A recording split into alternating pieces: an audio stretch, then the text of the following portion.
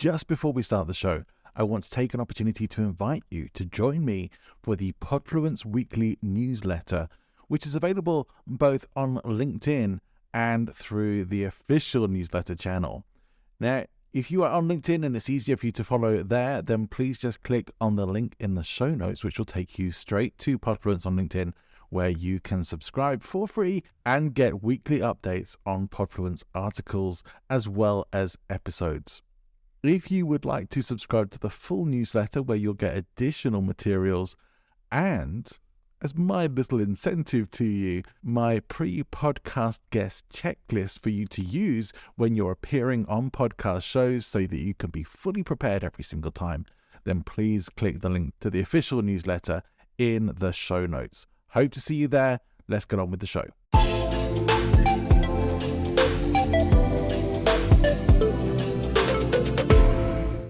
Welcome to the Loki podcast from Present Influence. In the Present Influence offices at the moment, I'm very excited to have with me today our guest, who is Maitén Panella. Welcome, Maitén. Oh, thank you. Thank you for having me. I have been looking forward to this conversation for a long time. Maitén is one of the most interesting people I've met in the last year or so, and she is a psychologist and a psychotherapist. Exactly. And works with businesses and business psychology. And we are both members of an organisation called Global Business Owners, which is how we met, a networking organisation. And every conversation we've had since we've met has been completely fascinating. So I was really, really excited to get Maitén to come in as my guest today. So Maitén, welcome to the Loki podcast. Oh, I'm so excited as well. It's wonderful to be here. It really is hard to say how much I've been looking forward to this, because some of the conversations that we've had have been about things relating to some of my big passion areas, like the dark side of influence. And when we got talking about that was like the very first podcast that I did. We had a lot of things come up that flowed from that conversation. Yes. And some of it related to things that go on in the personal development industry, and also things that go on more generally in life and business. But what does it mean to you if we'll talk about the darker side of influence and persuasion? Well, it's fascinating. It's a fascinating topic for me personally, because I'm kind of concerned about some practices and the use of some people with kind of authority and influence might have. Yeah. I'm very concerned about the responsibility that you need to have when you communicate in all senses through any media. Yeah. Online, offline, live.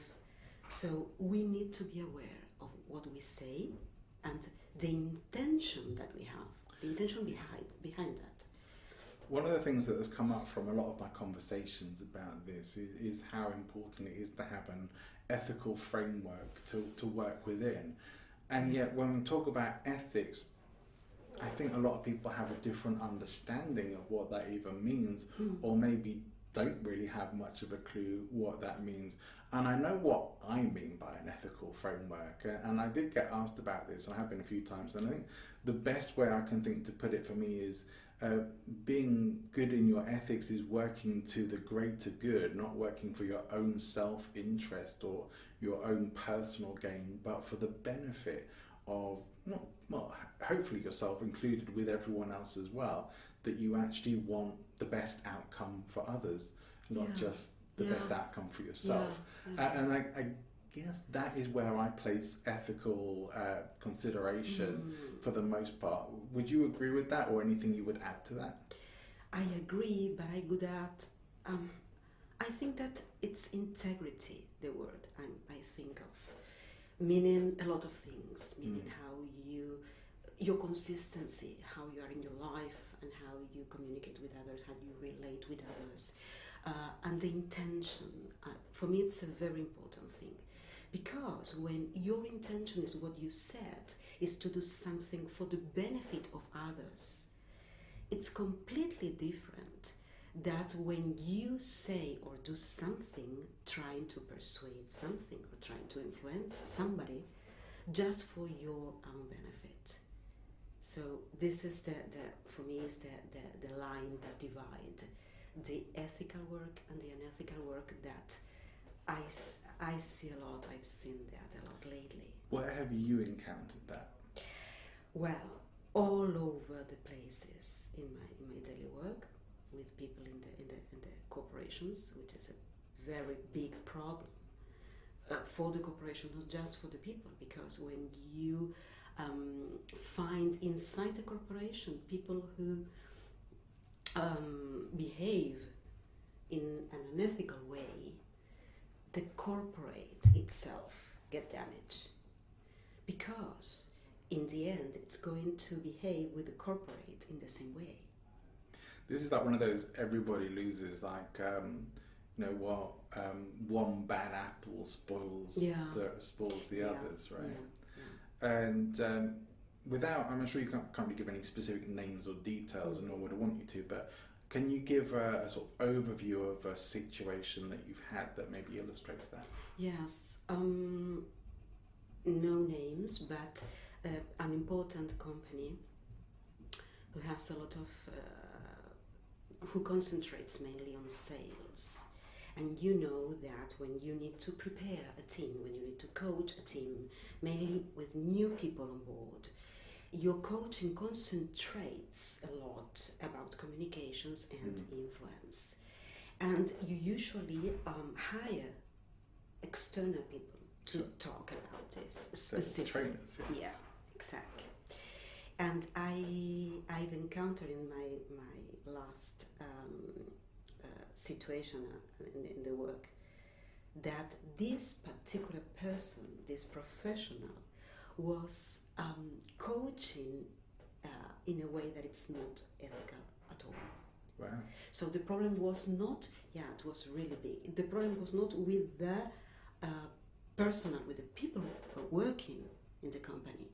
The problem was with the ethics behind the speech of this person, which, by the way, it's kind of famous in the country. Sure. Now, that person, if they happen to listen to this, maybe they would identify themselves from what you're saying. Absolutely. Or maybe someone who was there, but we're not going to name them. So we're protected legally if we don't use their names. However, what was it about what they were doing that you found unethical? The way they tried to convince the salesperson to address the people, trying to force the people. So you know the notch thing, so you can push a little bit about something you want to happen, and this is the big issue. Is it ethical or is unethical? But if you really try to convince the other person, not giving the other person the possibility of the doubt, not giving the other person the space to think about it, limiting the options and practically forcing the mind of the other person in your speech as a salesperson, this is completely unethical. So that's like sales at any cost, is that? Exactly. So exactly. Integrity's out the window. Completely. Just it's all about the sale. Yes. It makes me think of that film. Maybe you know, maybe don't. But Glengarry Glen Ross. Oh yeah. Yeah. Okay. So it's like it's always be closing, and it's always like high pressure sales. Go and get your sales, and no coffee for you if you don't close, kind of thing. Coffee's for closers. Al Pacino's fantastic performance. It's a wonderful film, and anyone who hasn't seen it should definitely watch it. But yeah, I mean that maybe gives you a great example of the ethics of certain sales communities and certain sales trainers. I know when I have done some sales training in the past, and several times it's been with personal development companies that I have been involved with, and mostly it's been very ethical. Mostly it's been we would never push anyone to this. Like, you give them the information, give them encouragement, give them what they need to help them make the decision. But not pressuring sales here. It's like it has to be what they want. So I know when I very first did that, there was some training to pressure really to get them to sign. If they said, I want to talk to my husband or wife about it, you try and encourage them to make the decision themselves. And if they want to go away and think about it, well, you kind of know as a salesperson that they may not come back, that people tend to make the decision more in the emotion of the moment than when they've had some time to go away and think about it. And that people will tend to justify their decisions afterwards, and rather than just go away and think about it and think, oh, maybe I won't do that. Because decisions are always emotional. This is something that it has been proven, tested, and with the neuroscience and all the studies and research that we have today, we know how these two systems, System 1 and System 2, how they operate. So this kind of sales and this kind of unethical behavior, which, by the way, you're absolutely right, is not the most common, thanks God, appeals directly to System 1. So it's an immediate reaction. You don't have to think, which is System 2. So you don't have the time to think. And all the things, all the inputs that you receive are pushing you just to make an emotional decision. Yeah. It's interesting that some of the neuroscience research that I've looked at, and maybe I have discussed this with you before, but one aspect of that was where they did some investigation on people who had specific damage to the emotional center of the brain, that they actually were able to have a pretty normal existence, and you would probably never really know. And there've been so few people who've had that level of specific damage to that area. Yeah. There's not a lot of study there. So I mean, it is maybe what they think at the moment from those studies, but that the problems arise for them when it comes time to make a decision. Exactly. That if you have more than one thing to choose between, it's very hard to make that decision. Exactly. And that really, to me, just emphasised that whole thing that we kind of knew already, was that we really make our decisions emotionally. We do try and bring logic in for sure, but we tend to go with what we want more than what we maybe actually need on paper. Yeah, we justify the decision afterwards, yeah. But the decision is always emotional. And it was, I think that the name is Alberto Damasio, the doctor who in fact discovered and published a very famous book 20 years ago or 30 maybe, about this thing, about a person who has brain damage, and because of that he couldn't made the most simple decisions. And well, it is a fascinating book that you might recommend afterwards. That's absolutely. Well, any links and any useful resources we can include in the podcast description for people to go and check out. So that's all good. And we've certainly done that in the first podcast I did with my friend Aida, where we were discussing this. We put quite a few of the references in there as well. So it's always people like me who like to go and read about this stuff. Not everybody does. I understand that. It's not for everybody, but for the data heads or the people who want to dive a bit further into it, it's good to have those links and resources. There were other areas perhaps where unethical influence creeps in as well. And just before we started recording, we were talking about the online arena. And you have a few specific examples of stuff that's been going on there. Yes, in fact, I was telling you about this situation. A friend's friend had a very important problem within the LinkedIn area, which is, by the way, kind of brought me distress in a way that what I told you, for me, LinkedIn was kind of protective place to be, which is not anymore for me. For many things I've seen lately. So as we said before, it wasn't like this, 5 years ago. Lately things have changed. And the situation was more or less the following. I don't know all the details, but the headline would be, this very famous, with millions of followers, a lot of authority, these people, these people that come all the time saying, oh, I make 6 figures, 7 figures, I make a lot of money and I have a lot of influence and I'm the king of the world. Well, and every day they show their stats and they say, oh, today I have more followers than a month ago or something like that. Wow. you know that all the jazz that it's going on. Well, this person who's very famous hired this friend's friend to do a specific job. And after, I don't know, 2 or 3 months of working together, he didn't pay her, telling her that he didn't have the money to pay her. Oh, really?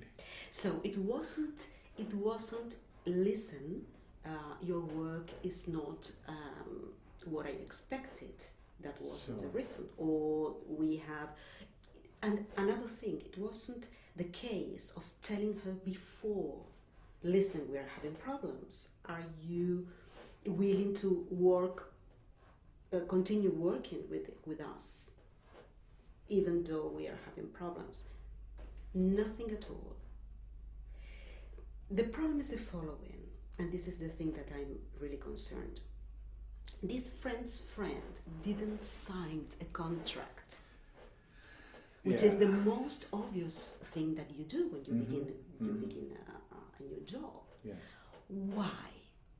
Because this person, this influencer, has an aura, an authority, a big name that makes her think, well, I don't need to sign a contract with him. It would be kind of stupid on my side to ask him for a contract. Don't worry if any names slip out, we can beep them out in editing. But, okay, you can... So don't panic about that. Oh, okay, because I kind of worried about that. Yeah. So, but my friend's friend, she's devastated. And my friend, the person who referred to me and published this case on LinkedIn, so they all know who they are. Yeah. And this person, my friend, she's an excellent, ethical person who's really concerned about this kind of behaviors on many platforms. And to discover this was shocking. And she was the one who told me I tried to address the situation directly to LinkedIn policy, and they were back to me saying, telling me, don't you worry at all, we are going to find out, we are going to do something, and nothing happens. And we know that nothing is going to happen. Yeah. We are kind of alone. I haven't had that situation on LinkedIn, but I've had those situations in my life where I've trusted people. I had one situation where I had a verbal contract, and I guess I can talk about it, even though there is a chance that some of the people involved may listen to this podcast. So if I name names, I will bleep them. But I had been essentially offered a job. I had a verbal contract, a verbal job offer contract that hadn't been formalised. Yeah. And I have to say that the lady who was running, this was an event management company, the lady who was running that company was hiring me and a friend of mine as event managers. Yeah. Now, we both got asked to go and work for the company that they were mostly doing events for in Hong Kong. Yeah. So we both went to Hong Kong to work at an event there. Yeah. The event was a bit of a disaster, but that aside, we hadn't asked for permission to go because we didn't need it, and I didn't even have a contract, so there was nothing to really ask at that point. But this particular lady who was running that part of the business in the UK decided that we had snuck around or done something she didn't approve of. I can't help but think she was looking for an excuse, but she completely lost the plot about it and was basically told us that there was no job for us. Now, I know that I could have, because I had witnesses to that verbal contract, I know that I could have pursued that even with not having anything written down, because other people were there when I was formally given a job offer.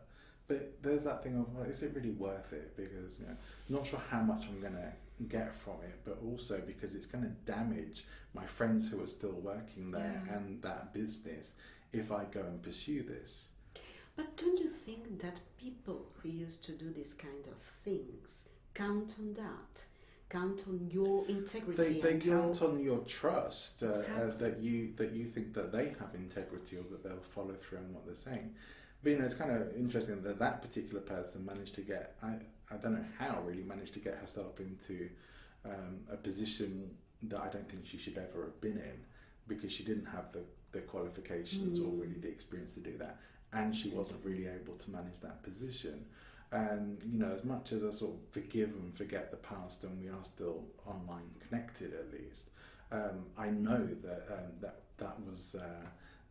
was it was an unhealthy situation, and I don't know if that was the pressure of what was going on. I really don't know what the dynamics are, but I do know that I ended up getting shafted, so screwed over, but because of something that I didn't do anything wrong, but something that was perceived as being a slight to this person. By this particular person or any other person in the company, they never explained to you why, or they gave you some sort of... There were a lot of ethics issues in that company anyway, which I think maybe has something to do with this.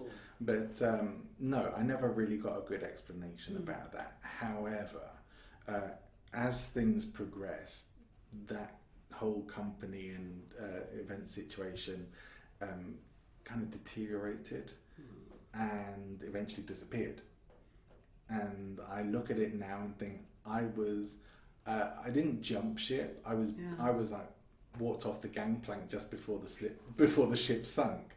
So I mean, either way, but I think I actually got out of some of the worst part of it, because even if I had taken the job and that stuff hadn't happened, I would have still ended up in the same situation of not having the work because it wasn't there. Absolutely. But this is the thing. The thing is that we all need to think about this situation. We need to take responsibility of our actions. We need to realize that we work with people. So it's not just a matter of empathy or a matter of respect. It's a matter of integrity. So we really need to be self-aware of that. I think these days, and I still want to trust people, and I still want to give people the benefit of the doubt. However, I must qualify that in business especially, I've been let down enough times, whether intentionally or unintentionally, to know that you need to have stuff written down. You need to get stuff on paper, get it formalized, record things that go on there, anything that's untoward or shouldn't be happening, and keep a record of it all, so that if anything does go wrong, you can come back and do something about it. Don't you think that in the future you might be, I don't know, dazzled, mesmerized by the personality, somebody who's in a way so powerful? Because in the end, John, I think that we are talking about power here. Yeah, this is the thing. We are, to a degree. Less so now. I would say less so now. I'm less enamored with people, and also I understand more some of the ways people abuse their power, and some of the sort of hidden influence things. That's good. And really get more of a sense now of when people may not be trustworthy anyway. Yeah. But I'm still always gonna, even if someone dazzled me, if they did manage to do that, I'm still going to get it on paper. I'm still gonna take a step back from that and say, okay, well that's great, and they seem wonderful, and this all looks really good. I'm still gonna get it formalized. I still want to do things the right way. I'm still gonna get paid up front, or whatever I need to do. That's fantastic, because I think that you have tamed your system one enough to be patient and wait, so your system two can elaborate and think, okay, I need some guarantees. Right. It is kind of that mental training that you do for yourself of, well, if this, then this. Yeah. So if a situation comes up that seems really good and exciting, then, and I've trained myself to be, then take a step back, look at the situation, and look, what do I actually need to have here to protect myself, and I'm going to hopefully trust that things will work out and go well. But this would be like, I could take on someone who seemed like the greatest clients, and I've got this business and that business and stuff's going on, and I can pay you €5,000 a session, kind of thing. Like, yeah, great. Let's get started. All right, let's do a session right now. No. What? Excuse me. So let's get some money in the bank account first. Yeah, exactly. Because I think this is very important. So we need to really, really, maybe this podcast can really help many people to think about lots of daily situations, not just through social media, but also in daily life. When so. you really you are being influenced without really realizing that. So because it is a normal thing. Yeah. Because we all do it. I honestly think, and you being a psychologist, you are a good person to talk to about this. One of the biggest problems that I think is out there is that people do not realise how many sociopaths are around. Exactly. Well, because they are hard to detect. Right, they don't know what to look for, but also, I mean, people's idea of psychopaths or sociopaths is what they start films. You know, it's like they're going to come and stab you in the shower. Exactly. That's not the reality of it. It's to understand that these are people who have low to no empathy, and whilst I'm not saying that all people who are sociopathic are evil or bad, because many aren't. Many still are aware of that and still work to good causes. But many aren't and don't have that, and it tends to cause massive problems because they see people as playthings and their objective is power, and it really doesn't occur to them, certainly they don't care if people are going to get hurt by that or damaged by it. In fact, maybe that's even more entertaining if they do. Exactly. And exactly nobody really wants to believe that people are out there who are like that. And yet, there's enough. I don't know what the actual statistics of that are, of sociopathy, but I know it's high enough that you are likely to encounter sociopaths in your life. Absolutely. And I know I have. I think I may have even had a relationship with one before now. I think that we all have. Right. We all have. And this is another issue, that people who are high empathy are more likely to be targeted by sociopathic people. Absolutely. Simply because they're the least likely to think that there's something wrong, want to see the best in people, and have a lot of them heart. So when you hear the good stuff coming to you, you tend to believe it. You want to believe it. My grandmother on my mother's side. For all her faults that my mum has told me about over the years, I loved her. I was still young when she died, and so I didn't know too much about the background. But she did impart some pieces of wisdom to me, and one thing she said was, "Never trust a charming man." Oh, fantastic! And that fantastic. I realise now that is really, really good advice. I don't know if she knew at the time. I can't go back and ask her why that was such good advice, or why you shouldn't trust the charming person. Probably she knew. Maybe she did. Yes. But to at least to have had a sense of, if people are turning on the charm, they probably want something. And if they're doing that, this is a technique that religious cults use in recruiting as well. Love bombing, right? Yes. So it's that kind of thing. How wonderful you are. How your skin's glowing, your eyes are dazzling. All the time, without letting you a moment of pause. Right. So it's like bombarding you about how wonderful and magnificent you are. Yeah. And we don't get that too often, and certainly the voice in our heads tends to not be saying those things most of the time. So it's a bit of a change. And at first I felt, they start with a bit of embarrassed, but then you get more and more. It's like, they must really mean this. And it's just coming and coming. All these compliments. Wow, okay, great. That's really nice. Wow, I've never felt so good. And you will feel good about yourself from it. That's what they want. That's part of an entrapment. Absolutely. And that's what people don't get. Maybe, again, you don't really want to get that. You don't really want to think somebody is doing this to get something. And I'm not saying you should mistrust every compliment you get, but if someone is kind of love bombing you with compliments or turning on a massive charm offensive, be suspicious. Yeah, absolutely. Also, if somebody's all the time asking you for advice, meaning this is another technique. Instead of telling you all the time how fantastic you are, how wonderful you are, I ask you for advice. So I empower you in a way. I make you feel important. I make you feel that you can help me. So you play the victim. It is the same. It's like telling you how wonderful you are, but instead of telling you that, it's putting you in that position.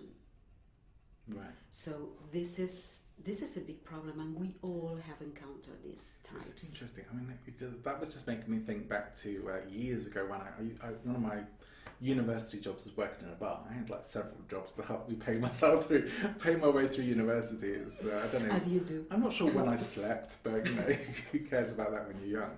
But one of the jobs was in a bar, and I remember I'd been in the bar for a while, and I'd even started there when it first opened, so I was one of the senior people, if you like, even though I wasn't that old. So when new people came in, I was often given the job of training them up or looking after them. And I do remember one girl starting and me training her up. And I'd say within 10 minutes of us first speaking, she started telling me about how she'd been sexually abused. And I really didn't know where to take that or where to go with that. And also was, why are you telling me this? What possible outcome are you looking for from having this conversation? You've never met me before. You don't know me, you don't know who I am. Why are you telling me this? And I could only really come away with the idea of that either there was something really not quite right with her, where she needs a bit of help, which probably was the case, but also that it was a manipulation tactic. Well, if you tell a completely stranger something really, really, really important like this about you, so it's like being naked completely, but not just be naked and asking for help at the same time, because it's showing you as the most vulnerable person. So it compels you to do something in your mind immediately. So it's like, oh, for example, I'd like to protect her, or I need to tell her something to make her feel better, or I need whatever. So immediately this person is putting you in a place completely inadequate. It was doing something, and I couldn't quite put my finger on it at the time. And just for clarity, it wasn't that I didn't believe her.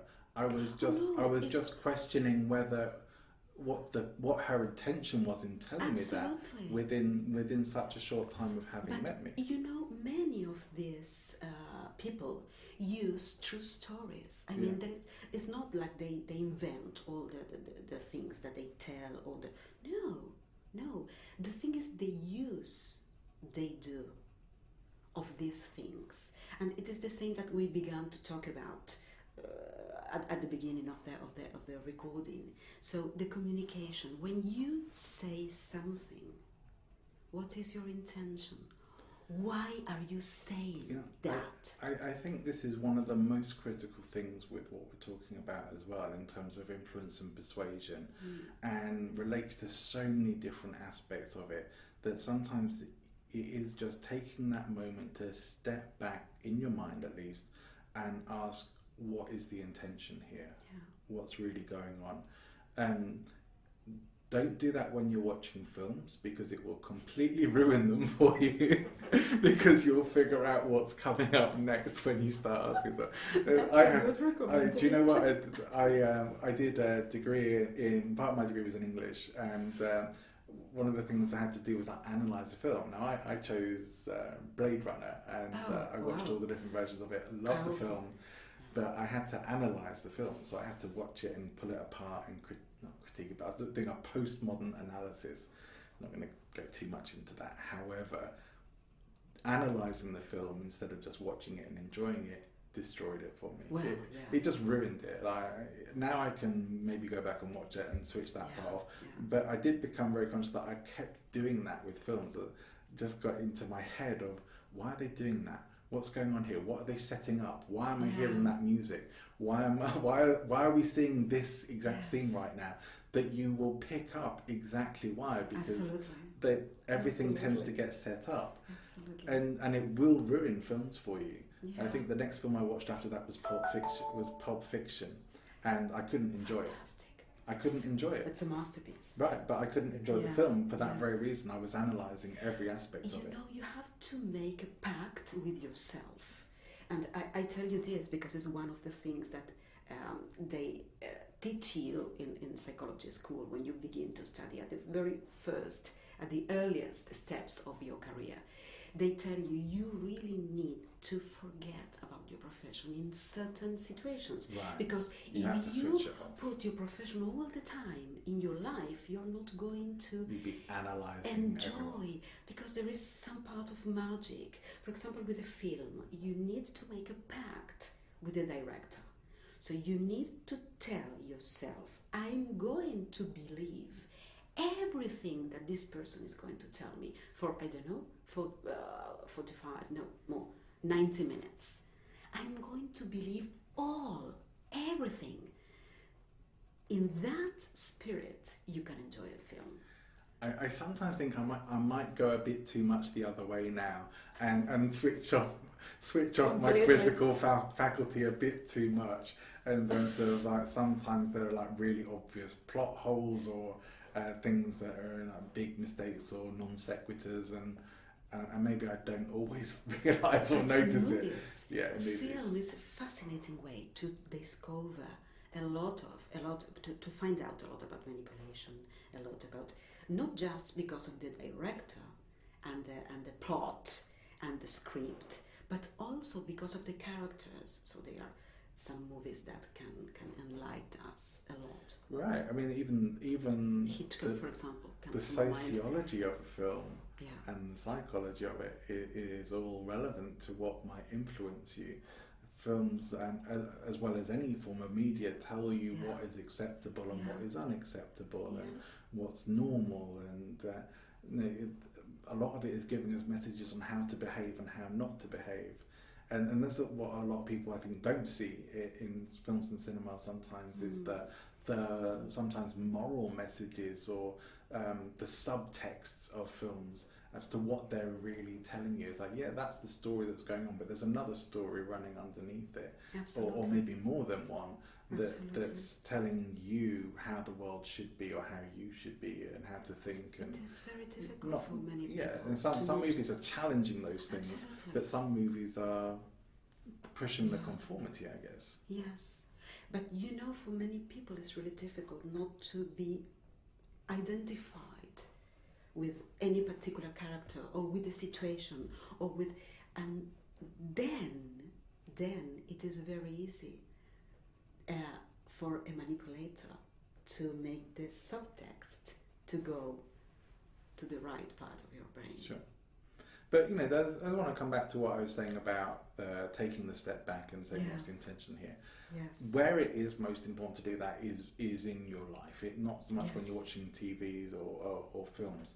But you can try it as a way to practice but that. It's a good way to practice. practice the skill. But try it in your daily interactions. Like, what is somebody's intention here?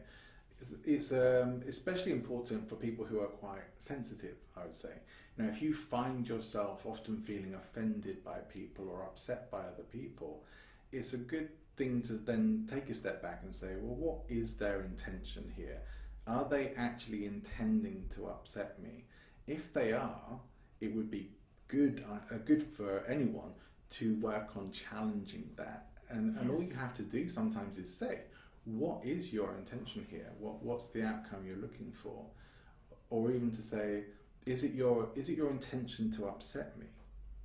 Because at least you are then letting the person know, I'm starting to feel upset with this. Is that what you're going for? And they can perhaps correct course, or maybe that is what they're going for. I could rephrase that. For example, instead of, it was your intention to upset me, I could say, hey, John, listen, I feel uncomfortable with this and that you said. So I explain to you how am I feeling. Because if I ask you, was your intention this or that? I am manipulating you. You're maybe directing. In a way. Because the truth is, I really don't know why. I really don't know if this person's intention was to upset me or not. I don't know what is behind it. Is a manipulation or not? So maybe it's better first a little bit of self-awareness. So as you said perfectly well, to take a step back, to pause and think, what is going on? What am I feeling? What is the situation? What's the context? Right. Because the context always help. Yeah. And then try to, if there is another person involved and not a situation, try to ask, try to make a dialogue, try to find out. And if it is not a person and it is a situation, maybe to write down possible outcomes, possible different scenarios. Because if you do that, you give yourself the space to reflect and in the end to choose what you really want to choose. Right. I really like the way you put that, and yeah, I would agree. It's more important, perhaps, to say to someone, "I'm aware that this is how I'm feeling right now in this situation, and it may not be your intention that that's the case, but I just wanted to express that right now," and it gives them an opportunity to at least have an awareness around it and say, "Okay, well, that's how you're feeling. It's not," and maybe even say, "That's not what I was going for here. Here's what I mean," and to clarify what they're really going for. But I do think there's a lot of people around thinking that they have a right to not ever be offended by anybody. Oh yes. And this is probably the worst thing I see online. Yes. Still, I mean the outrage culture keeps making me want to come offline. But I think one example recently, which is kind of interesting to me because it's like I agree to an extent, but I'm also a bit wobbly on it. So J.K. Rowling, you may have come across this, a wonderful author, the Harry Potter books, all this, but she came out in support of a woman who was transphobic, who was against transsexual rights, and that trans women aren't real women kind of thing. And J.K. Rowling was seemingly supporting that.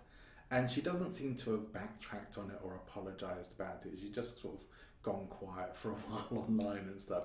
That's serious. It kind of is. And you know, she's certainly not the only person. Where I do have a problem, because I agree. I mean, what she said was I would never support someone who was saying those things. And I think she probably, you know, maybe that is what she thinks, but either she needs to just sort of say, well, that's where I stand and just own it. And again, that's okay for her. It's not a nice opinion, not one I would support, but at least you would know, well, she stands by it. Or to come out and say, actually, no, I've had to think about it and it wasn't the right thing to do, and I was supporting someone and maybe for the wrong reasons, because it has upset a lot of her fan base. I can imagine. What I take as more of a problem is what's surrounding that. That when somebody does something like that, I personally would see it as a teachable moment where you can come back and help educate somebody as to if they want to be educated. So even if it's not for them, maybe for other people, this is a teachable moment. Yes. Rather than to come and say, right, you are cancelled, you're over, we're done with you, because you have this horrible opinion. I don't think that helps. I think it shuts down the conversation. Absolutely. With someone who probably isn't a horrible person or anything like that. You know, I think she's probably a very, very nice person, but she has this one opinion that maybe is a bit dodgy and or a bit nasty, really. What an excellent opportunity to find out, to dig into that. Yeah, it brings like there's an opportunity for her to come and either justify why she believes that, or to come or to learn why that might not be such a nice thing to say and why it's upset so many people. Exactly. But the whole outrage machine that comes up online, like, okay, well, J.K. Rowling's cancelled, I'm going to burn my Harry Potter books or whatever. No, I mean, really, that's it's too much. It is too much, and that is, again, maybe that's part of the influence thing as well. Like, she is a person who has great influence, and Absolutely. she's come out and said something that's quite unpleasant. And so, you know, I understand that that's affected people, but, you know, she's not their friend, she's not their family member, she's a celebrity. She's entitled to her own vision She of is things. actually entitled to her opinion, even if it's wrong, even if it's unpleasant. But you know, with social media, it could be a fantastic topic for another podcast. Sure, yeah. Because you see a lot of things of daily life, but magnified through social media, meaning that it is the place where all the love and all the hate, all the passions, all the extremes, it's like to be, it's like people feel they are entitled to many things because the relation is not like the one that you have when you have the other person in front of you. It's different because there is not the energy of the other person, it's not the voice, it's not the smell, it's not. So cancelling all that and having just an image that usually is bidimensional, or even not even that the image, having your keyboard and the screen, it's like a field of all possibilities. Yeah. Also, this is why celebrities, because they are celebrities, they should have, I don't know, they should be more careful. I don't like the word should, but... They're people, they're just people at the end of the day, but they're people who are more known by other people for particular things they do. And ultimately it may come sometimes to having to differentiate, at least in your own mind, between the person and an opinion they have that you don't like and the wonderful things that she created with the Harry Potter books. It's like, well, okay, you can still appreciate them. You don't have to, you don't necessarily have to like her or her opinions. But buying a Harry Potter book does not mean you are supporting transphobia. You know, it's like, it's a very different thing. I know a person who told me that he was going to burn all his Mario Vargas Llosa books because he was completely wrong in his ideas. And Mario Vargas Llosa, independently of his ideas, wrote beautiful, magnificent books. So I think that sometimes we need to separate.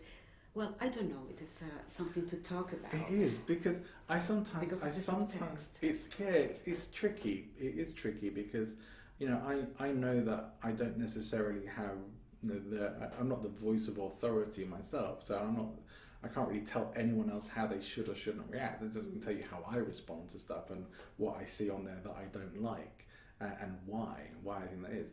I see lots of good stuff as well. I do see people out there who are asking the questions and seeing things like that as teachable moments, and, you know, with social media being what it is and famous people on social media being as they are, and they don't always necessarily respond. So, but, you know, it's good on people for trying. So, you know, you do see that out there, but it is sometimes the loudest voices are the ones who are in the outrage machine and in the, right, let's cancel this person because we don't like one thing that they said. But you know, it is because when you admire somebody so much, parts of yourself identify with that person. Sure. It's like the boundaries disappear.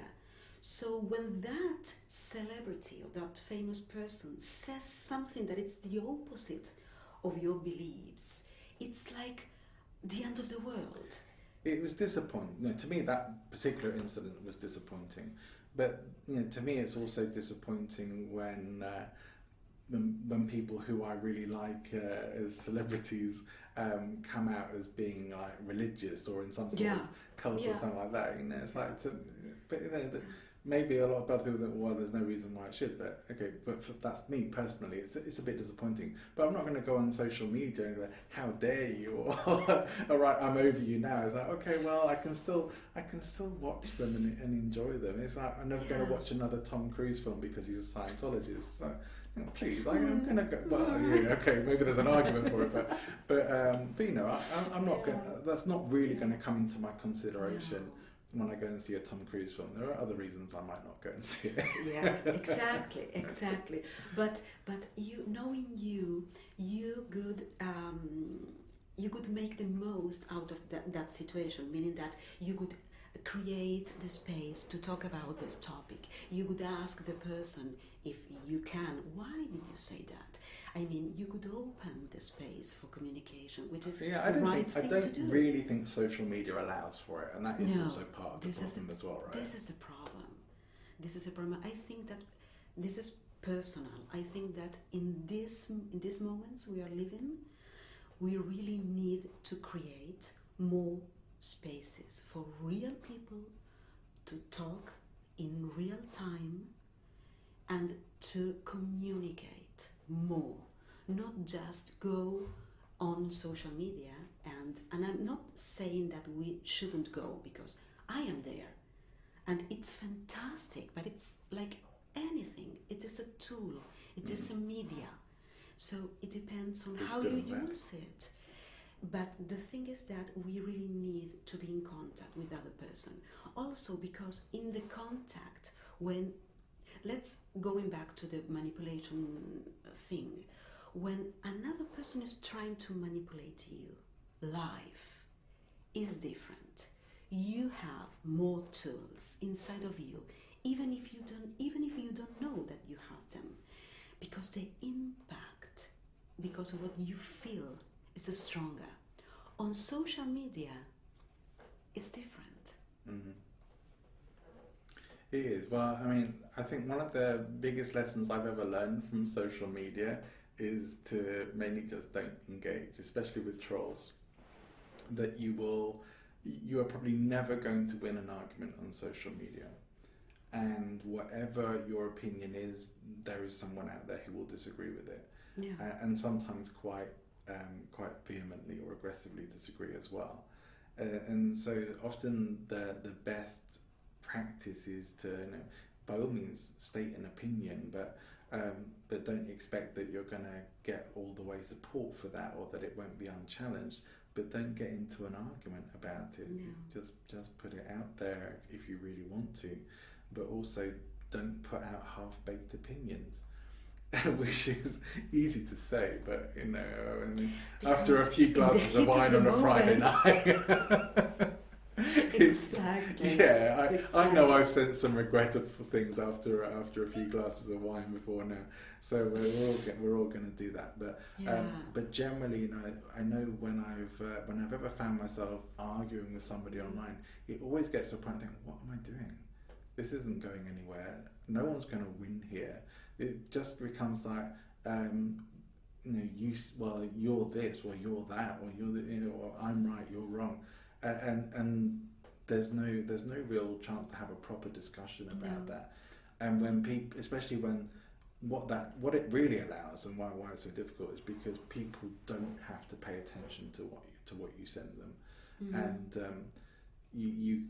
If you find yourself having to justify yourself online, you've probably already lost the argument. Exactly. And also the thing is that you said something really important.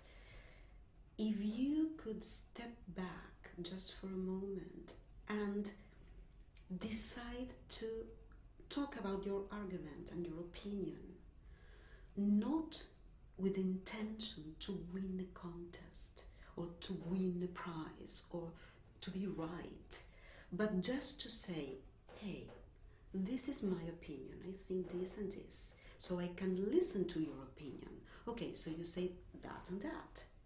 Okay, so we disagree. Is there any place where we can meet in the middle, or there is not?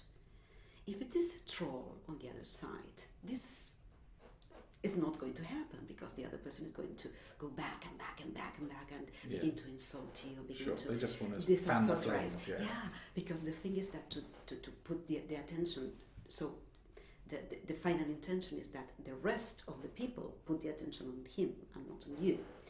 So the thing is that I think when you find yourself in this kind of arguments, it's good to restate the same thing you believe in. So say it again. Okay, I hear you, but I feel this and this and that. And stop. And just stop. Really stop. Meaning close the computer and go out. Meaning that if you feel the pressure, if you feel angry, if you are in distress, close the computer. You can always go back. Yeah. And this is an interesting area, and there's things like cyberbullying stuff that would definitely be interesting to talk about, but not really what we came here for today, I guess. And so to bring it a bit more back to what some of the things we have been discussing that we wanted to cover today, there are a lot of people online who are very highly influential.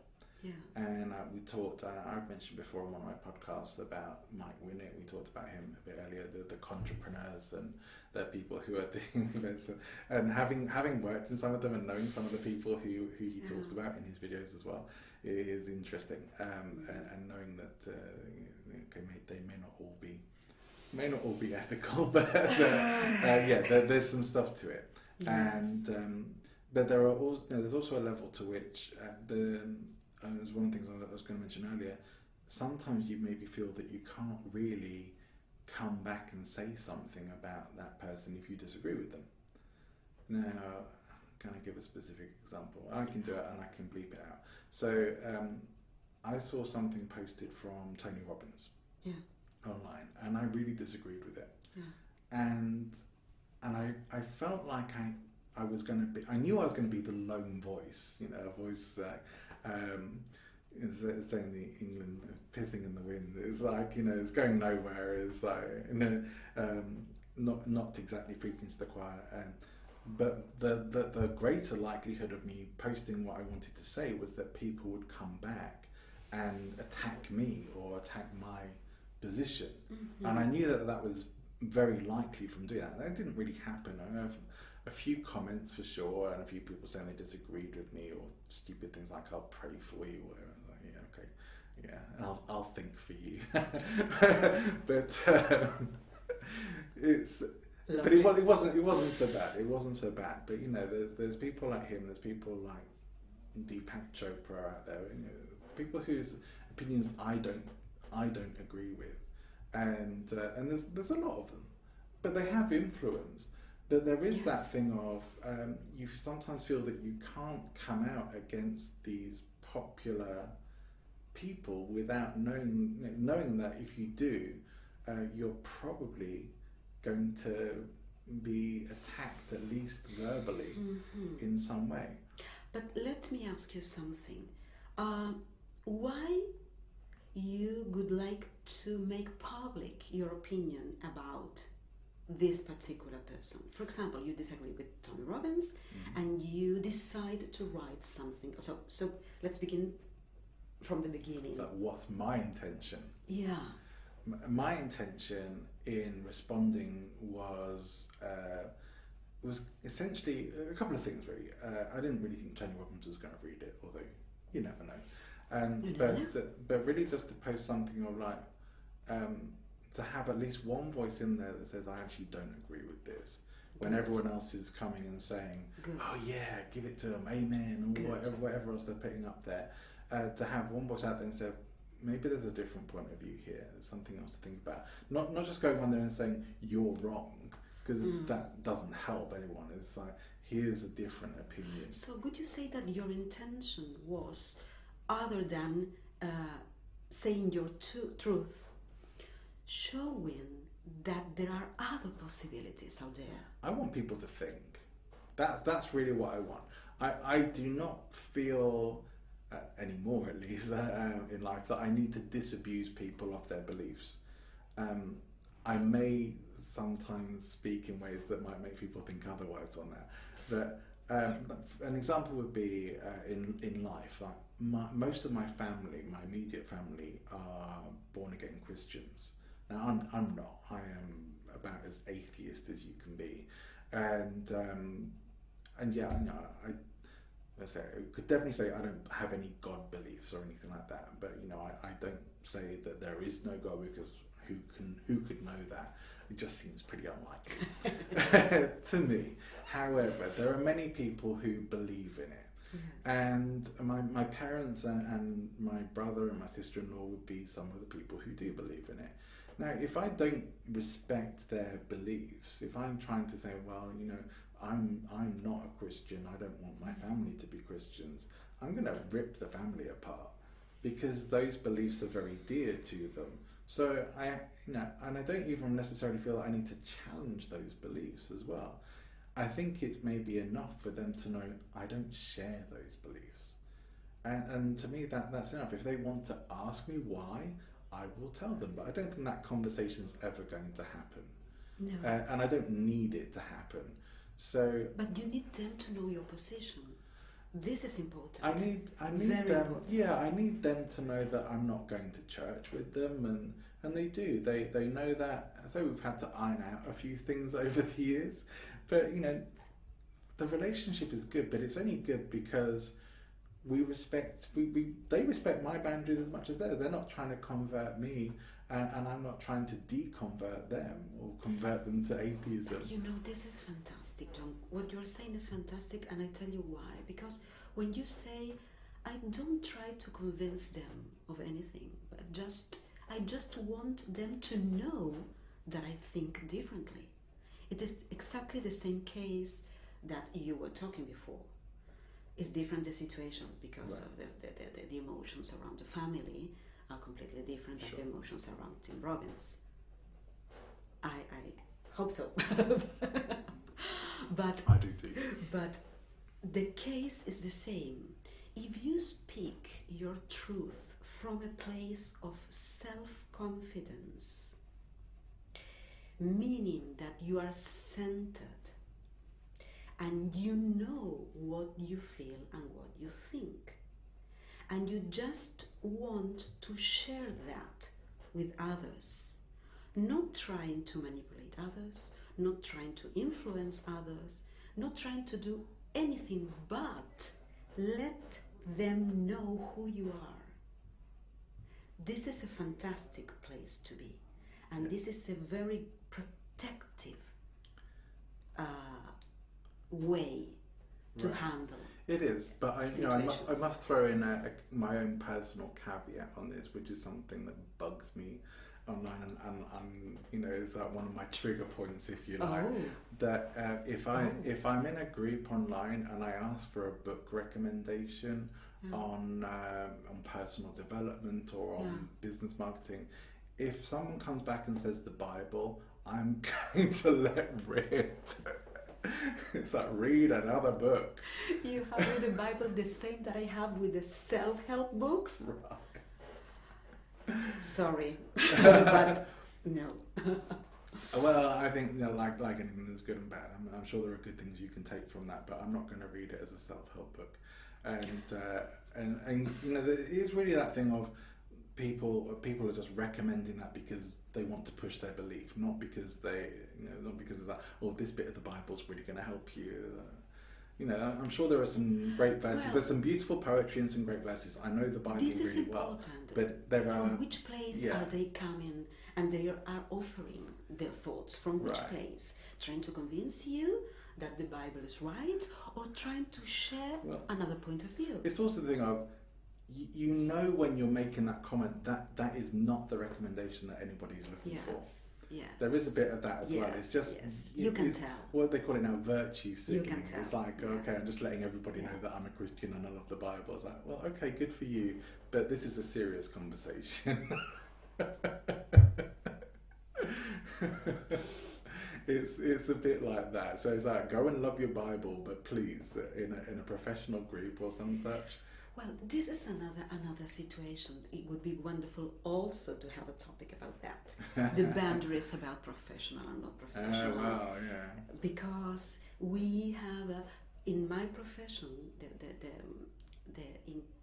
I encounter a lot of professionals that speak from a place that I maybe strongly disagree, but just because I feel they don't have the background or the research behind to support them. That's an interesting thing, because in my work as a coach, I get asked regularly for book recommendations, and nearly all, I read a lot, mostly audiobooks, but I read a lot, and so I nearly always have something to recommend, something that I've enjoyed, but I never recommend something that I didn't get, that hadn't been researched or wasn't great value. The books that I will never recommend are the pseudoscience, the stuff that definitely hasn't been researched or is really just someone's kind of half-baked opinion on something.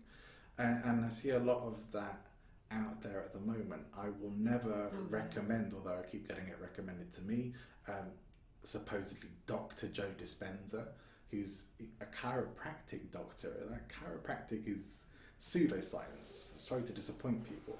But, I'm never going to recommend one of his books, and I have read one of them, so you can't tell me you need to read it. It's like, no, I have, and it was bollocks, frankly. And I've read plenty of Deepak Chopra books, and it's like, okay, I couldn't say I've got no value from them, but again, a lot of pseudoscience, a lot of stuff that I don't really support in there. However, there are others where maybe you get more value. I think if you can get value out of a book, then okay, but if you're getting value based on what you want to believe or what seems like a nice belief rather than what's actually true, it's dangerous territory. It is dangerous territory. So I tend to like things like, I'm trying to think of names now, so I'm going to write the guy who wrote The Luck Factor, and it's bugging me that I can't remember his name right now. Yeah, it'll come to me. Forget it. I know it's Dr. John something, but anyway, he's Richard Wiseman, Dr. Richard Wiseman. Richard Wiseman. So I've read pretty much all of Richard Wiseman's books, and they're pretty well researched, and that's one of the things I like about them. The background has been done, the research has been done. It's important. Yeah, I think it is important, and that this isn't just stuff that's coming from nowhere. A lot of the neuroscience or some of the books, like a friend of mine, Amy Brand, she's written some books around neuroscience. Now she has a medical background, and she's a really brainy person who does a lot of research. She puts in the hours, and she's really studied this stuff, and she studied how it can relate to be used with coaches. That is really valuable. That stuff is really valuable. The stuff that is just sort of throwing out, think positively, visualize it, and imagine all your problems have gone away and really it's dead.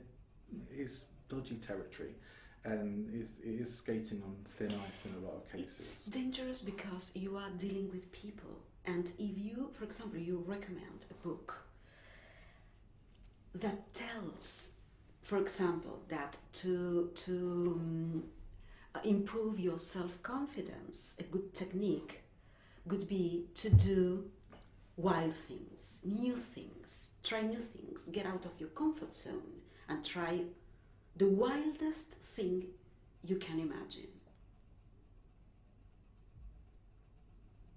I know a person who has a problem. You might end up doing. Exactly, a very big problem because of that.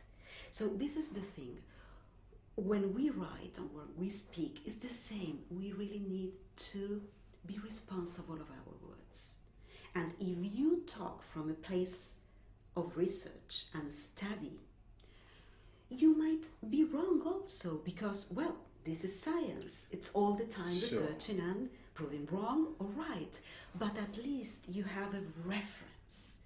You have put hours of a study on something. Well, this is the thing, isn't it? Certainty is the territory of idiots, isn't it? So it's the Fabulous. what's Excellent. there's a famous Bertrand Russell quote about the sort of the cleverest people or lack confidence or lack God, it's going to bug me now. I'm going to have to edit this bit out. But so people who are intelligent lack the confidence of their convictions, whether they lack certainty, whereas fools have bucket loads of it. and it's true. You know, if the more intelligent you are, the more you really think and consider things, the less certainty you're going to have. So if someone comes and tells you they have absolute certainty, the more questions, the more doubts. There's actually something wrong. It's like, well, you haven't. You're just kind of spouting off what someone else has told you, or what you've maybe been indoctrinated with growing up, because you haven't come up with this yourself.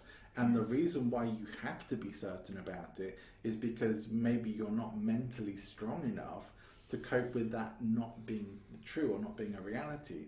Whereas in the science world, we know that a lot of the stuff, or probably most of what we accept as science, as scientific fact right now, is probably going to be superseded at some point. And I was like, okay, well, that was wrong. You see that already with people challenging Big Bang Theory and saying that probably isn't quite how it started. And there's some of the things that we've taken as scientific truths may not actually be quite so true. And but even again with then you get even in that community you get the element of sort of the generic wisdom of the masses, that it's hard to make scientific advances sometimes because the generally accepted model has become so much a standard way of thought that anyone who differs from that is going to be ridiculed and laughed about. And you come into a scientific community and say, I don't actually believe this thing that everyone else is accepting as confirmed science, and you're probably going to get laughed out of there. Yes. It's like, well, if you have good reason for believing that, you should be able to demonstrate your evidence and have it examined. If you just go in there and say, well, I don't believe that because I grew up believing this, or because my nan told me that, or because my religious text says this, then okay, you probably deserve to get laughed out of there. But if you've actually researched it and it's important. Tested it, yeah. But the people will close themselves off to authority because the general voice of authority says this is how it is. So when somebody challenges that, say, okay, well, that's not the accepted wisdom. It is a fantastic conversation another fantastic conversation that we can carry on from this that relates to economy, social situation, and politics. Yeah, well, everything. Politics relates to everything, doesn't it? Because it relates absolutely with all that you said. Yeah. And of course, if you are a thinker, if you're a person who really thinks about everything, which I personally believe is the only answer to be in doubt eternally, which is a little nightmare, but well, I prefer it than to be conformed with everything. I mean, there are people who may find some of the stuff in this conversation quite controversial. Yeah. Maybe very uncomfortable, or maybe really challenging or confronting for them, and I understand that, and it's okay. You could switch off, and that's the thing. It's like, if you really don't like it, switch off. But we have a right to discuss these things. But I must also be clear: I am not someone who says this is my way or the highway. It's like, oh, my opinion is absolutely right. I am open to being persuaded. Now, I have a lot of friends who are into kind of new age stuff and don't get me started. People who believe that crystals can heal you, or that homeopathy works and stuff like that. And again, they are still my friends, even though they have these heinous beliefs. But to them, it's just the same. You're an atheist and you're a skeptic, but you're still our friend, because I don't belittle them. And they might find what I say about it a bit belittling, but I wouldn't directly. I can belittle the concept without belittling the person. It's like, if you want to believe that there are magical unicorns living in the sole of your shoe, by all means, but don't expect me to believe it. But so long as we can get on and have a sane conversation and the likes, we'll be just fine. That's my take on it. Or if you can convince me that what you're saying is true, have at it. But I think that if you have a friend that disagrees with you, but you both respect each other, meaning that you are not trying to convince the other part, Right. you can carry on the friendship without any trouble. I have friends and family who voted for Brexit. Don't get me started. Well, don't get me too started on it as well. But I have to be careful here myself. But I definitely did not want Brexit, but the thing is, well, we can have conversations about why did you vote for it. So I have actually had a conversation with my parents about why they voted for Boris Johnson in the UK elections when I was voting against it, and I understand why. I understand why they did it. I don't agree, but I can still respect their decision, even though they ended up voting. They don't want Brexit either, but they ended up voting for a politician that was going to bring it, was going to deliver it. And I think a lot of people did, because of how things have been set up. There are many reasons for that we're not going to get into here. But the whole point of that is I can still have conversations with my friends and still be friends with them. Yeah. So long as they don't turn into, well, you're a bloody Remainer or a Romaniac or whatever. It starts getting into all the insults and well, this is the bad part of the thing. Right. The thing that you, again, is the magic word is respect. The other person is not superior or inferior because think different from you. It's just another person who's entitled to think whatever he or she wants to think. The problem is when you try to convince the other person or the other person tries to convince you. This is the only place where we need to be really careful. But other than that, an open conversation to be able to say what you think about things, what you believe, what you state for. It's okay because it's system 2. You think over what you feel and you decide to share it or not. We were in a business lunch where people were discussing astrology and taking it very seriously. Yes. And now, I don't really respect that belief. However, I still respect people's right to believe it. I missed that part. No, next time I'm going to be there. Right. But at that particular time, I found myself getting a little bit too defensive around the idea, or maybe even attacking a bit too much, and so I regret what I said in that conversation, because I was trying to disabuse people of their belief in astrology, and I don't think that was the healthy approach, because when you do that, it puts people on the defensive themselves. So you just end up arguing counter to each other. The confrontation is and you then get more set in what you've said you believe, because you feel you have to defend what you've said. I don't know if you've ever come across a concept called street epistemology. No. It's a guy called Anthony Magnabosco, an American. I think he's American, maybe Canadian, but interesting. And I've watched some of his videos. I'm pretty sure there was a book as well. And what it's really about is really questioning people on why they believe what they believe. So it's not trying to talk someone out of their beliefs, although he is doing what he does as an atheist who is looking to get religious people to question what they believe and why. He's not looking for anyone necessarily to change their mind, although people do. Because a lot of the thing here is, a lot of the reason why people believe some of the things they believe, and not just talking about religion, I'm talking about could be anything, is because they've never really questioned it, and they've never really looked at why or gone too deep on it. So he's really working to encourage people to ask questions and to think, well, am I right about this, and why am I right about this? Do I have good reason to believe in the things that I believe in? And it's a much healthier approach now. And I look back, having went into a bit of personal analysis, because I didn't like who I was in that conversation at that dinner, of feeling that I was going against other people. Whereas if I'd really just asked questions on why do you believe that? There's nothing confrontational about that. No, it's a question. It's a question. And it's still okay for me to say, I don't believe in it, but I wonder why you do. And the same on the other side. Right. Why you don't believe that? Give me your reasons. This is a productive conversation. But the thing is, I mean, when you believe in something, the burden of proof really is on the person who believes in it.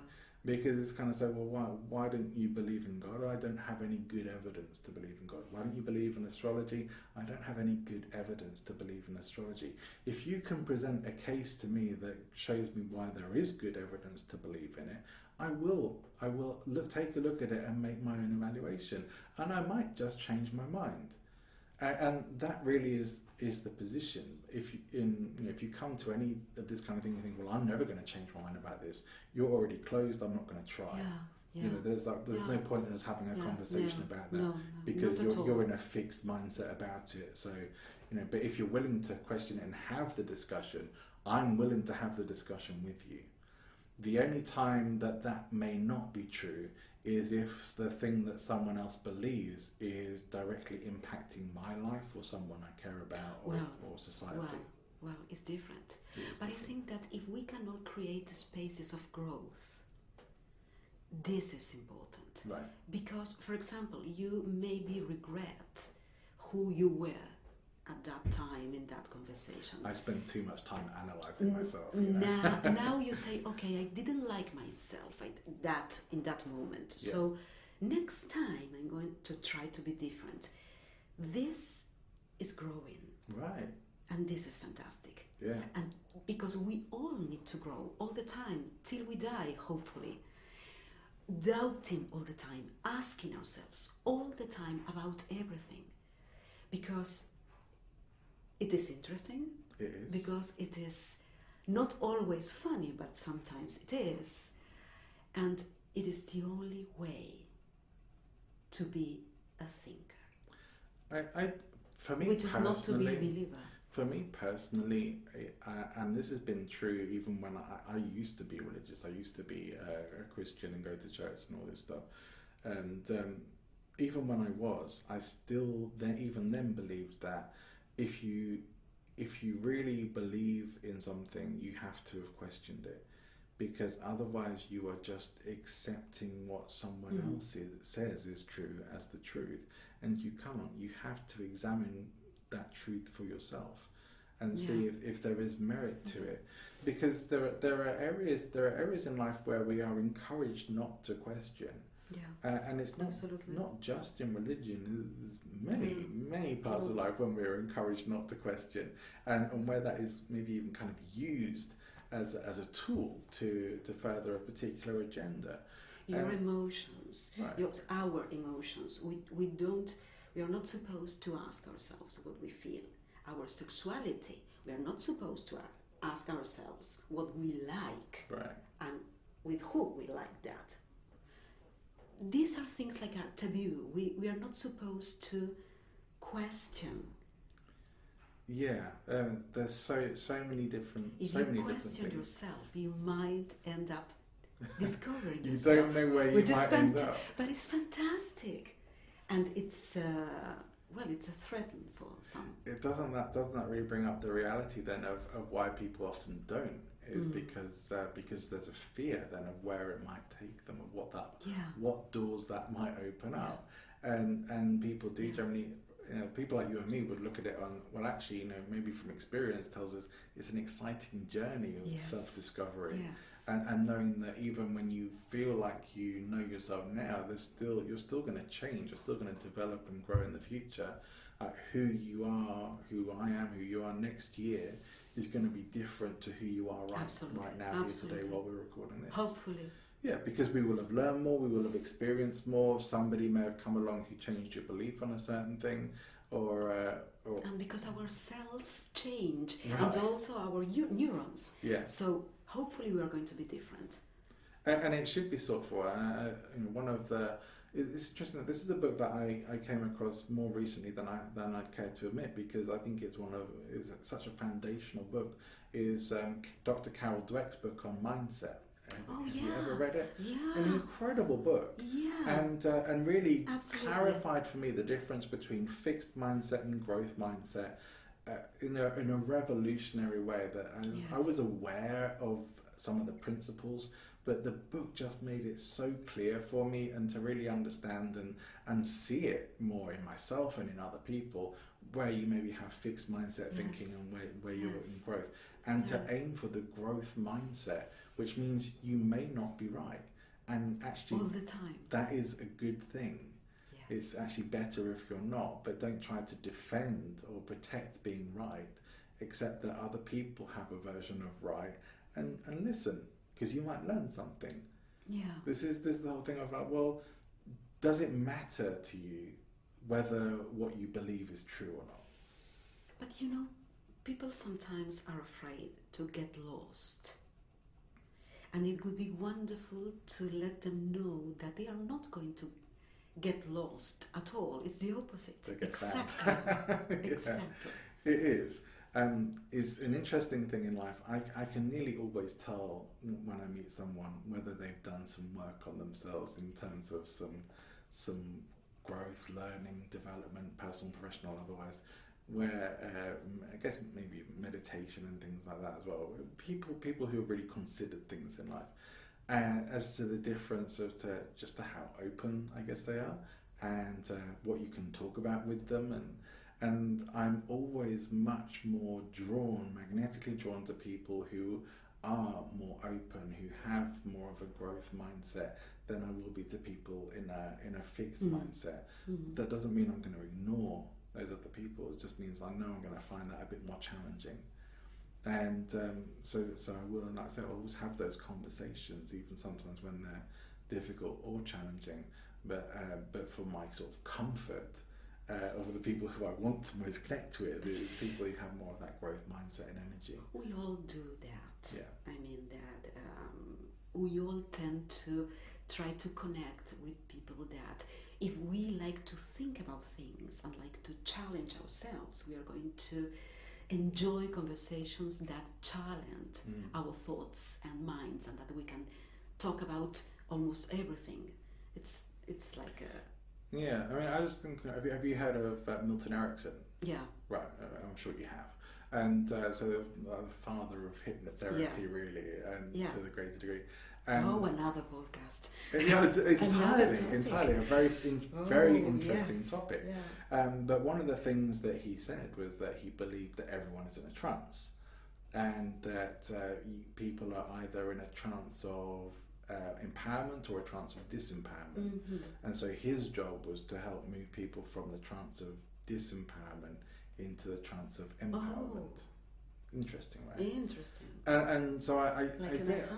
Yeah. He's going to save people. you. Well, yeah, I guess you could take it that way, but I would take it more from a sense of if you're empowering someone, you're not saving them. If you're really empowering someone, you're giving them what they need to save themselves. That's how I would look at it, because that's a big differential that I make in my own coaching. I'm not there to save somebody. I'm not there to solve somebody else's problems. That might have been why I got into coaching. Although there is some truth to the thing of like we get into these things because we often are dealing with what we need to help ourselves with. Right? I got into psychology 30 years ago. Yeah, maybe. I think there's maybe some truth to that. Yeah. But I know that when I first started coaching, I did think that it was my responsibility for people to have success and for people to get results. And it took a while for me to get that it wasn't, but it also took, maybe I shouldn't be admitting this on a podcast, but it also took a client who got a little bit obsessive to wake me up and sending me, like, trying to make a stupid decision as to should I buy sausages or bacon in the supermarket kind of thing. Coach, what should I do? It got to that sort of level. Oh my God. So that every day I was getting multiple messages of what decision should I make, and I was like, okay, Oh, whoa. this has to stop, and Yes. this it didn't go on for too long, but I mean enough days that it was like, there's a big problem here. Yes. And so we had a conversation, and where I said, I cannot carry on with you as my client because I am not here to do this for you. This is really disempowering for you. You have to be able to make your own decisions. And I feel that the whole time you're coming to me to make them, that's not going to happen. And so I don't know if that was the right way to go. This was like my very early days in coaching, but it felt like the right thing at the time to do that and to just say, let's just... And it probably was. Maybe it probably was because I didn't know what to do. Exactly. So the best thing was to just... If you didn't have the tools, the right tools at the time. Yeah, was the best. I didn't. I might handle things a bit differently now, and probably would draw the boundaries a lot sooner as well in the relationship of coaching somebody. But at the time, that hadn't been the case. But I was also aware, it made me aware that I had thought that was down to me to, and maybe I was telling rather than empowering. Yeah. And to understand that was disempowering. Yeah. Yeah. Taking their power away. I agree. And you know, I even though I've learned hypnosis and NLP and things like that, I would only ever use those things in a way that helps people to empower themselves, and not in a way that is going to get somebody to do something that they don't really want to do, or that they wouldn't, that they couldn't be led to themselves if they really had time to think about it. Interesting. I always was more attracted by the other theories, and by the other theories I said the very fundamental theories, so Freud, Lacan, so the very first psychoanalyst, and then the Gestalt, which has fantastic theories about Gestalt therapy is young, right? No. Jung was contemporary of Freud. Okay. And the Gestalt therapy is Perls, Fritz Perls. And it's fantastic. I would love to tell you about this because, it is fantastic theory. But talking about theories and talking about what is right and wrong, which is very, very, very, a very delicate line there. Because there is also in our works, you as a coach, me as a psychologist, because it's the same point. It is a narcissistical point. So you have two areas. The client, when asked for help, in which position of why is he or she asking for help? What is really he or she asking for? This is one thing. The other part is what it is about you when you know that you are helping that person. What is going on inside of you, and what do you do about that? Because this is beyond empowering. It's also a relation between you and you. You know what I mean? Which is really, really delicate. I don't know if we can honestly empower or help each other without projecting some part of ourselves into that. I don't know if that's possible, because we'd have to take ourselves out from the equation to be able to analyse that, and we can never really do that. So it's That's hard why to we say. need another psychologist or another coach who does the work. Right, yeah. Of course. I guess so. It's interesting. One of the things that you said to me in a conversation we had a while back when we had dinner by ourselves that time was about certain personal development gurus who maybe convince people that their problems are healed, gone away, and in a minute. Yeah, in 2 minutes you've dealt with deep psychological trauma or some such. Now, it got me thinking. I will be honest with you, that really got me thinking, because at first my response was perhaps more what I had been trained to in those sorts of events of, well, if you believe it's gone, maybe it has. And then I got to thinking about it and thinking about how many of my clients have actually come back to me over the years and said, this stuff has come back up for me again, I thought I'd dealt with it. And that is really common. And I can only say, this is my experience. So I'm not saying it's this or that. I'm just saying that is my experience when I really thought about it and got, and I can probably say that from some of my experience. Things that I thought I had dealt with and were pretty much done have maybe come up again in the future. That I thought I'd worked through that. I thought I'd figured it all out. And that when I really got to think about it, came back to what you said and thought, actually I really get what you say now with that, as to, do you really think that you have dealt with something that may be really hardwired into your neurology that 2 minutes of NLP is probably not going to get rid of? Tell me more about this. Well, because there are, for me, it's like there are layers. So there are certain topics or things in a more superficial layer. So maybe you can fix that or adjust that or change the course of that in a more or less speed way.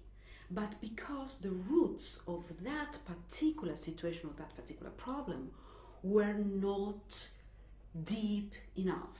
When I say deep enough, I mean maybe it wasn't a trauma. Maybe it wasn't something that was in your DNA. Maybe it wasn't. So it depends on the topic. It's not all the same. No. So I do believe that we can really help a lot on certain topics, on certain levels. But I still, like Freud did, I still ask myself about deeply rooted problems. The problems that maybe are really recorded in your DNA. So we can go back thousands of years, which is another podcast again. We're going to have to do a whole series together, I think. But we also have those traumas that we had when we were infants, or when we were teenagers, or when we were young adults, or in my case, when I was an adult, or last year. I mean, the wound that you can have at an emotional level varies. So this is why when I see a coach treating very, very delicate problems, delicate matters, like, for instance, a rape, talking about that publicly in front of 6,000 people, making the person talk about that publicly.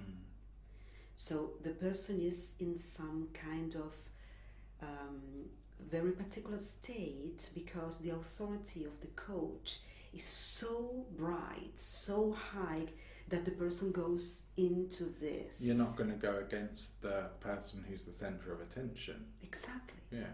So you go down into that tunnel that maybe you were willing to, or maybe not that deep.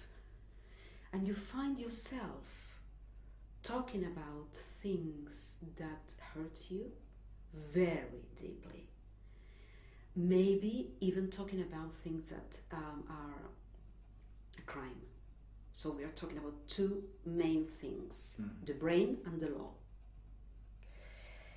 Talk about those things in a public space and making the person be completely naked about that situation, and then revert the situation with 3 or 4 magical phrases, and then pretend that that person is cured.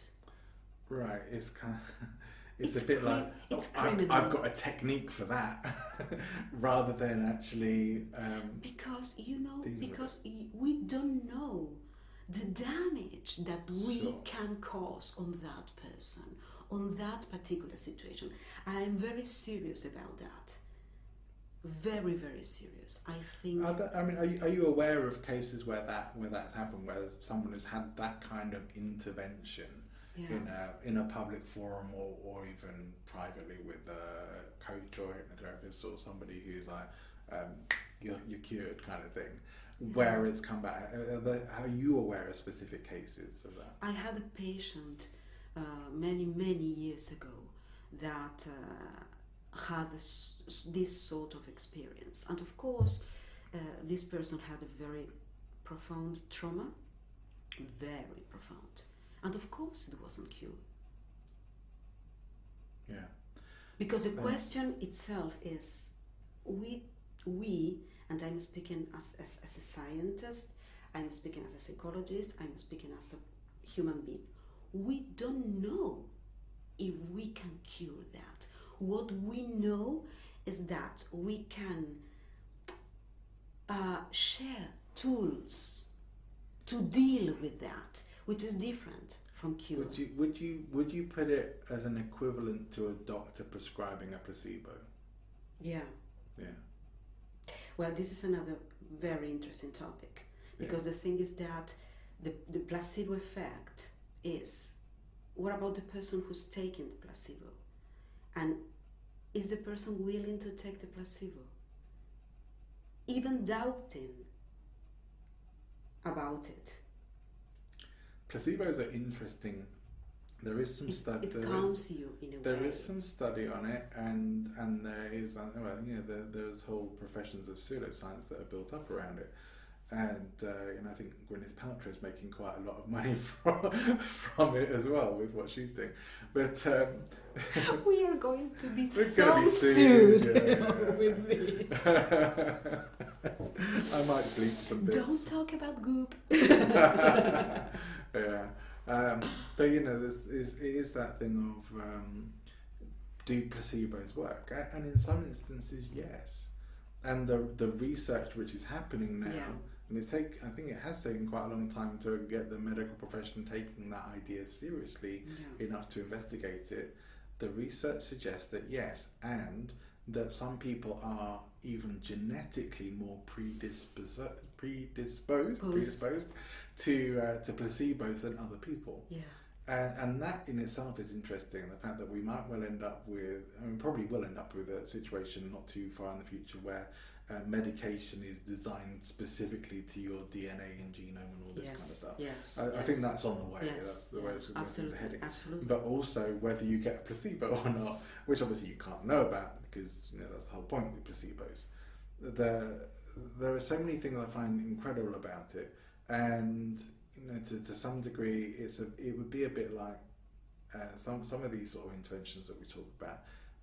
A bit similar to going to like a faith healer, for example, where they maybe put your hands on you and say, you're cured, or my energy runs through you, and now you're healed. And well, there may be an element to which that might actually work for some people, but for others it might not. And this is where it gets into a very grey area for me of, for some people that might do it, but I also get what you're saying of that for some people it might not. In fact, for some people it's just masking it and potentially making things worse. Exactly. It's might be the opposite. Then becomes a time bomb waiting to happen. What then do you do?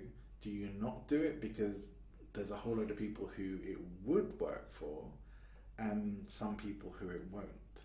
Or do you not do it because of the people who it won't work for? This is the thing with like medicines, for example. When a pharmaceutical drug gets developed and they will test it, they know that some people are going to have side effects. Some people are going to be affected negatively more than others, and in some cases, some people may die from the side effects. But if the vast majority of people who take it are fine and actually helped by the medication, then do you not put the medication out there because there's a few people who is going to adversely affect? This is where we start to get into grey areas of ethics, I think. Yes, exactly. And this is why I know that I can say, for me in my life, NLP and personal development has really helped me.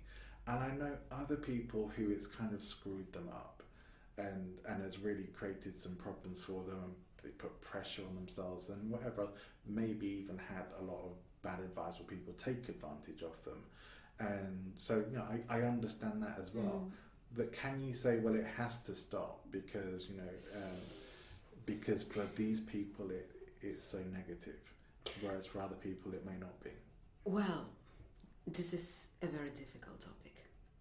Also because I don't think that we can talk about it in a general way. You can I think talk that about we specific need, cases, yes, right? because we need all the data. We need the context, the people involved, their beliefs, their story, their health. So we need to know a lot of things. We can't say there's not one size that fits all in this, for me. But a lot of this stuff does tie into the influence, because this is the thing of like a doctor giving you a placebo. You take the tablet, and for some people it works. They do Bach flowers. They do test these things on control groups. So for some people a placebo will work. For some people Absolutely. it won't. And if the placebo works in a certain situation on enough people, whatever.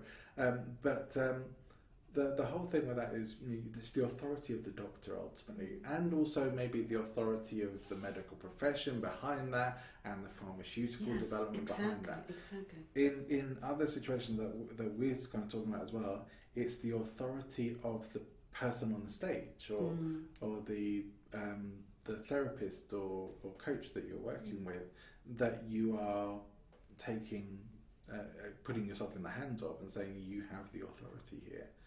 And this maybe relates to Cialdini's thing of authority of when somebody has authority, people are often all too happy to take away their own personal responsibility and hand it on to someone else. Say, okay, you're responsible for this now.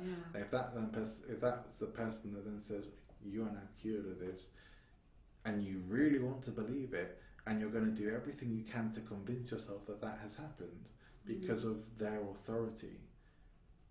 Yes, but there are a lot of questions around that, because you can ask yourself, okay, but is this a real solution first? Second, is that the only solution? There is no other way to deal with that particular situation. Also, is it going to last?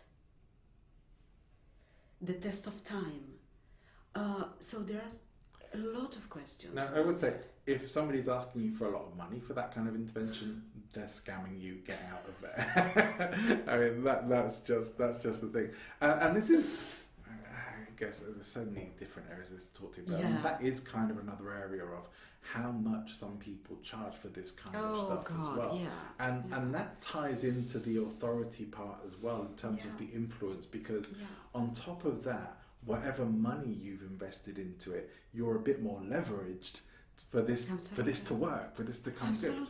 Absolutely, because you have paid a lot of money for that solution. So when somebody is promising you that your life is going to be transformed, your health is going to be transformed, everything is going to be transformed because you've come to this event and you've invested. God knows how much they charge for some of these things now, but and I get as well. It's outrageous. I think it's a bit of a gouge, there's a bit of a scam. To me, there's a bit of a scam behind it. But that's my ethics and my morality around it. That I could be wrong. That I do tend to think that people are taking advantage of other people's gullibility and also people's desperation. That is taking advantage of their desperation. I get because of having done hypnotherapy before, that when you do hypnotherapy with someone for free, they're not so invested in the result. Whereas when they've paid £500 or euros, whatever, for a hypnotherapy session, they're a bit more leveraged for it to work. But this is like everything, because money is a very strong component. So when you charge for something, the money itself gives you a certain extra authority. So it's something that it's in the middle of the equation, in the middle of this contract. So you can leverage that. To me, it's just not another. It's another level. It's another level on top of it, because you've invested. You've invested into a result. I agree with you. And also you kind of committed yourself to it. So I believe in this enough to put my money here, and so this kind of has to work. And if it doesn't, then maybe I'm going to feel stupid, or maybe I'm going to look stupid, or maybe someone's going to say, I told you it was a scam, or all the kind of things that might come up for you as like, no, this has to work. That's all added on top of it. And so like so many things in life, it becomes your reality, at least for that time, because it has to, because you've really put yourself in a position where it has to be. There can't, the alternatives are not an option for you. You know what? In the end, what I think is the following. If you are a person in a position of power, you need to be held accountable for what you say, for what you do, for what you stage. And if you are a person, if you are a client of whatever thing, in general, not just coaches or psychologists or therapists or healings, or in general in life, you are entitled, because you are paying for that, is your money, you are entitled to ask for a second, third, fourth, fifth opinion. You are entitled to doubt any and everything. But you are also entitled to believe it. But it would be great if you could ask yourself, okay, do you really believe that? Do you really believe that? And again, do you really believe that? There is, I'm aware of time and stuff, but there's so many different elements of these events that are designed, and I guess I'm talking more about the big personal development events now, where these sorts of things go on, that are designed to put you in a position of being influenced and persuaded by them. And I've been at events where people have said this is mind control. I disagree with that. It's not mind control, but there may be. We should need to define mind control. Yeah, you kind of have to define it. It's not how I would define mind control, but there is definitely hidden influence, and sometimes not so hidden influence as well.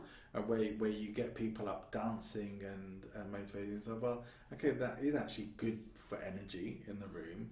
And it is also good for breaking down some inhibitions and stuff as well. But also might be a technique exactly to lose yourself a little bit and to be prepared. It is. It's also a thing of like somebody's leading the dance at the front and you're following what they do. You get into this whole of like, follow the leader kind of thing. It's like, okay, but where's the boundaries of that? Is there a purpose to that as well? You end up questioning all these things. There may be. That's one of the things I'm sort of thinking with it. Like some of these events, you have to get yourself, or you're encouraged to get completely into a ramped up emotion. Now, one thing we do know for sure, when your emotions are up there, your intelligence is down there. Exactly. So as emotion rises, intelligence falls. Exactly. Unfortunately, that's how our brains work. Yeah, exactly. The two systems just do not play well together. No. So events that are designed to get you into that emotional state, can you really trust any of the decisions that you make when you're in that state? That's the big question. Isn't it? That's the big question. I don't know if we can answer it, but I don't think so. I don't think so. But it is really interesting. It's wonderful. In the end, it is the question. Yeah. Do you? I'm not going to go on too much longer because we need to go and eat as well. But do you think hypnotherapy is a real thing? No, I don't. That's the time, right? No, I don't. I mean, well, we need to define real thing. I mean, Is it a theory? Yes. Is it a serious theory? Some parts, yes, some parts, no. But the problem with that is the use that you do with the tool. I think that it is very easy for scammers to use it and to take advantage of people. Like other tools. By all means, I'm not saying that it is the only one that can cause serious damages, but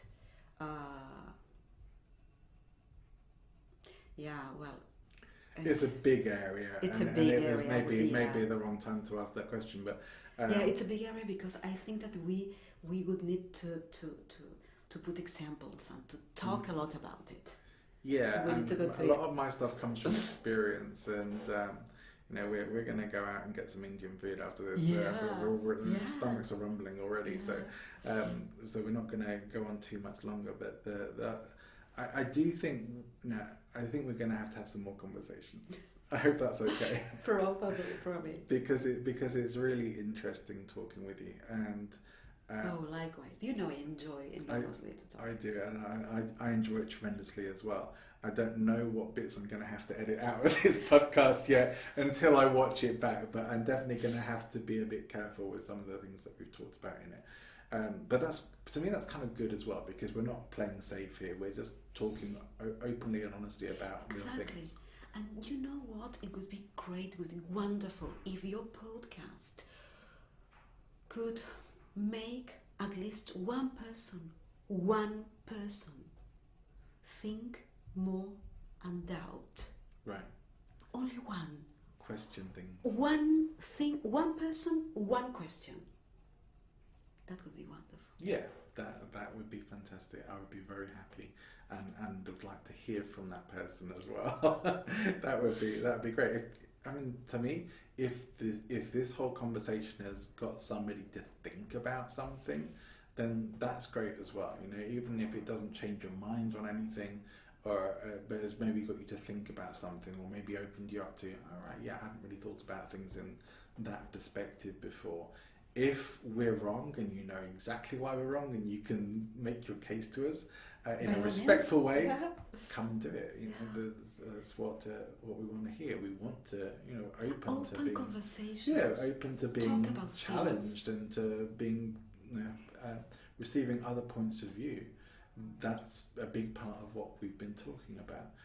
It would be really fun, and maybe we'll do this, is to maybe lay out a bit more exactly what happens in some of those bigger personal development events, as to how that's used to influence you. And not necessarily to say that that's a bad thing, but just to say, my whole thing of helping people understand more about influence and persuasion is empowerment.